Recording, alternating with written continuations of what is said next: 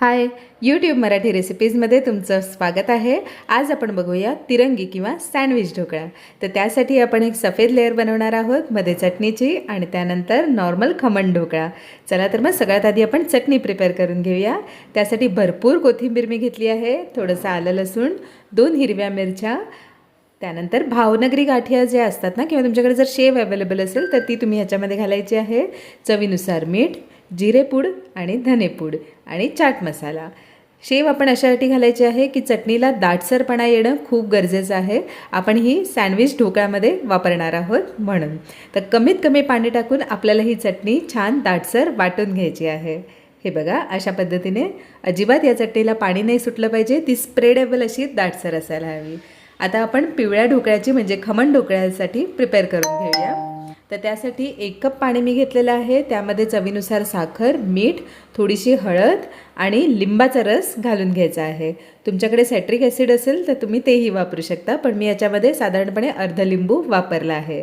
त्यानंतर 1 कप चण्याचं पीठ आणि त्याला हे जे पाण्याचं मिश्रण आपण केलं होतं ना, ते घालून व्यवस्थित फेटून घ्यायचं आहे, मिक्स करून घ्यायचं आहे। हे चण्याचं पीठ किंवा बेसन तुम्ही रेडीमेडही वापरू शकता किंवा दळून आणलेलं असेल तर तेही उत्तम। अशा प्रकारे आपल्याला पीठ भिजवून घ्यायचं आहे। पीठ खूप सैलसर नसायला हवं आणि खूपच दाटसरही नसायला हवं। अशा पद्धतीने गुठळ्या नसलेलं पीठ स्मूथ एकदम आपल्याला भिजवून ठेवायचं आहे आणि थोडा वेळ या पिठाला 5 ते 10 मिनटं साधारणपणे रेस्ट द्यायची आहे। त्यानंतर तेल आणि सोडा हे आपण बाकीचे जिन्नस त्याच्यामध्ये घालणार आहोत।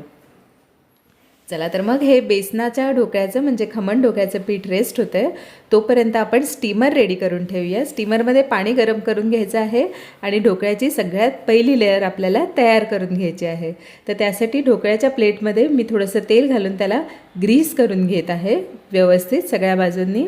आणि या सफेद ढोकळ्यासाठी जनरली मी आयडीचं जे इडली बॅटर असतं, इडली डोशासाठी मी तेच वापरते। ते जर उरलेलं असेल तर ते वापरा किंवा मग रवा, दही, सोडा घालून जे आपण सफेद ढोकळा बनवतो ते बॅटरही तुम्ही वापरू शकता, जे तुमच्याकडे अवेलेबल असेल, जे तुम्हाला कन्व्हिनियंट असेल तसं। पण जनरली आजकाल हे आयडीचं बॅटर रेडीमेड मिळतं इडली ढोकळ्यासाठी, इडली डोशासाठी पण, आणि तेच मी वापरलं आहे। तरी अशा पद्धतीने आपल्याला आहे ना साधारण 5 मिनटं हे बॅटर आधी वाफवून घ्यायचं आहे, 70% वाफवलं जाईल तोपर्यंत।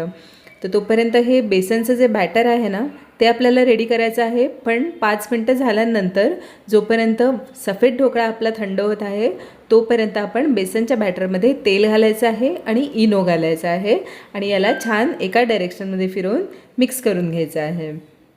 अशा पद्धतीने जर हा ढोकळा तुमच्या घरी लहान मुलं असतील ना, म्हणजे 12 वर्षाखालील मुलं, तर त्यासाठी प्लीज इनो वापरू नका, कारण त्या इनोच्या पॅकेटवर लिहिलेलं असतं not for the children under 12 years of age. मग त्यासाठी तुम्ही काय करू शकता, खायचा सोडा आणि बेकिंग पावडर असं मिक्स करून वापरू शकता। चला तर मग हा जो सफेद ढोकळा आहे ना त्याच्यावर आपण चटणीचा लेअर घालून घेऊया। तुम्ही बघू शकता ही छान स्प्रेडेबल दाटसर झालेली आहे चटणी। तर याची लेअर मी छान स्प्रेड करून घेत आहे, सगळीकडे व्यवस्थित लागेल अशा पद्धतीने स्प्रेड करून घ्या। हा ढोकळा बनवताना ना तुम्हाला जर खोलगट थाळी जर मिळाली ना तर बेस्ट आहे, कारण जनरली या ढोकळ्याच्या ज्या प्लेट्स असतात ना त्या थोड्या उथळ असतात, त्यामुळे ते बरोबर बनू शकत नाही। पण माझ्याकडे हीच अवेलेबल आहे, त्यामुळे मी ह्याच्यामध्ये तुम्हाला दाखवत आहे। जर तुमच्याकडे खोलगट थाळी असेल तर फारच उत्तम, किंवा केक टिनमध्ये वगैरेही तुम्ही बनवू शकता। चटणी स्प्रेड केल्यानंतर ह्यामध्ये मी येल्लो खमण ढोकळ्याची लेअर घालत आहे आणि तीही आपण वाफवून घेणार आहोत साधारणपणे 10 मिनटं। तर ही वाफवून होत आली आहे, थंड होत आहे, तोपर्यंत आपण फोडणी करून घ्यायची आहे। तर तेलामध्ये आपण घालूया मोहरी चांगली तडतडल्यानंतर मी याच्यामध्ये घालत आहे जिरे। लक्षात ठेवा, फोडणी कधीही करताना मोहरी तडतडल्यानंतरच जिरे घालावे। जिरे तडतडल्यानंतर हिंग घालावं, त्यानंतर हळद, कढीपत्ता किंवा इतर फोडणीचे जिन्नस असतील ते तुम्ही घालू शकता। तर यामध्ये मी हिंग आणि कढीपत्ता घातलेला आहे आणि गॅस बंद करून घेतलेला आहे। गॅस बंद झाल्यानंतर हळूहळू थोडं पाणी आपल्याला याच्यामध्ये घालायचं आहे आणि ही फोडणी आपल्याला ढोकळ्यावर घालायची आहे। फोडणी ढोकळ्यासाठी अशा पद्धतीने तयार करायची आहे जेणेकरून ही फोडणी आहे ना छान ढोकळ्यामध्ये ॲब्झॉर्ब होते. आणि जनरली कसं असतं ना, ढोकळा जरा थोडा कोरडा पडला ना तर गळ्याला थोडासा असा बांध लागतो, गिळताना घशामध्ये थोडासा तो बांध बसतो, तो बसू नये. त्यामुळे अशा प्रकारची फोडणी करणं फारच गरजेचं आहे. ही खूप उपयुक्त टीप आहे. कोणत्याही प्रकारचा ढोकळा करताना तुम्ही फोडणी अशाच प्रकारे द्या. थोडंसं पाणी घातल्यामुळे काय होतं ना, ढोकळा असा मॉइस्ट होतो, छान सॉफ्ट लागतो आणि तो गिळायला वगैरे अजिबात त्रास होत नाही. तर अशा पद्धतीने ढोकळा थंड झाल्यानंतर सुरीला थोडंसं तेल लावून मी ह्याचे पीस करून घेत आहे. आणि पीस करून घेतल्यानंतर आपल्याला फोडणी घालायची आहे आणि 10-15 मिनटं थांबायचं आहे, जोपर्यंत फोडणीतलं पाणी छान ढोकळ्यामध्ये ॲब्झॉर्ब होत नाही तोपर्यंत. नक्की ही रेसिपी घरी ट्राय करा, खूप एन्जॉय करा. यूट्यूब मराठी रेसिपीजवर तुम्ही नवीन असाल तर प्लीज माझ्या चॅनलला सबस्क्राईब करा, सपोर्ट करा अशाच नवीन नवीन रेसिपीजसाठी. आणि आधीच्याही काही बऱ्याच भन्नाट रेसिपीज आहेत, त्या नक्की व्हिजिट करा आणि घरी ट्राय करून बघा. चला तर मग ढोकळ्याचे पीस कट झाल्यानंतर आपण याच्यामध्ये फोडणी म्हणजे पाणी मिश्रित फोडणी घालणार आहोत. ढोकळ्याचे स्लाईस कट केल्यानंतर अशासाठी घालायची कारण जे कट केलेले स्लायसेस असतात ना त्यामध्येही छान पाणी ॲब्झॉर्ब होतं आणि कडेकडेनेही सोडवून थोडंसं हे पाणी सोडायचं आहे, सो दॅट ढोकळा खूपच छान मॉइस्ट होतो. आणि जसं मी आधी सांगितलं त्याप्रमाणे घशामध्ये अजिबात बांध बसत नाही खाताना. आणि हा ढोकळा खायची घाई अजिबात करायची नाही आहे.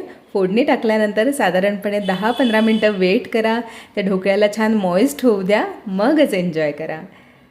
हे खूपच डिफरंट आणि पटपट बनणारं स्नॅक आहे कोणत्याही पार्टीसाठी, किंवा तुम्हाला दुपारच्या जेवणामध्ये तोंडी लावणं किंवा रात्रीच्या जेवणामध्ये तोंडी लावणं हवं असेल, किंवा नाश्त्यासाठीही खूपच उत्तम पर्याय आहे. नेहमीच्या ढोकळ्यापेक्षा काहीतरी वेगळं सँडविच ढोकळा. हे बघा किती छान लेयर्स पडलेले आहेत आणि किती मस्त दिसत आहे. खूप छान फ्लफी झालेला आहे हा ढोकळा. हे बघा अशा पद्धतीने. जर तुमच्याकडे खोलगट थाळी असेल ना तर ते अजून छान असं क्यूब दिसतं आणि खूप छान फ्लफी दिसतं.